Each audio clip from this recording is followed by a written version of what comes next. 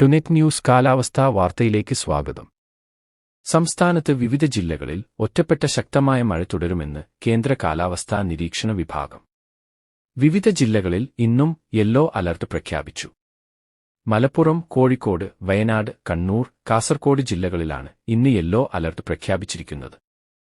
തീരദേശ വടക്കൻ ആന്ധ്രാപ്രദേശിനും അതിനോട് ചേർന്നുള്ള തെക്കൻ ഒഡീഷ തീരത്തിനും സമീപം മധ്യപടിഞ്ഞാറൻ ബംഗാൾ ഉൾക്കടലിനും വടക്കുപടിഞ്ഞാറൻ ബംഗാൾ ഉൾക്കടലിനും മുകളിലായി ഉയർന്ന ലെവലിൽ ചക്രവാതച്ചുഴി സ്ഥിതി ചെയ്യുന്നു.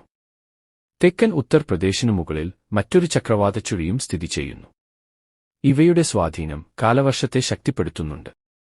അതേസമയം വരും ദിവസങ്ങളിൽ കൂടുതൽ ജില്ലകളിൽ ശക്തമായ മഴയ്ക്ക് സാധ്യതയുണ്ട്. നിലവിൽ ബുധനാഴ്ച 8 ജില്ലയിലും വ്യാഴാഴ്ച 11 ജില്ലയിലും യെല്ലോ അലർട്ട് പ്രഖ്യാപിച്ചിട്ടുണ്ട്. മഴയ്ക്കൊപ്പം ചിലയിടങ്ങളിൽ കാറ്റിനും ഇടിമിന്നലിനും സാധ്യതയുള്ളതിനാൽ ജാഗ്രത പാലിക്കണം. സംസ്ഥാനത്ത് ഇന്നുമുതൽ 27 വരെ മണിക്കൂറിൽ പരമാവധി 40 മുതൽ 60 വരെ കിലോമീറ്റർ വേഗത്തിലുള്ള ശക്തമായ കാറ്റിനാണ് സാധ്യതയുള്ളത്.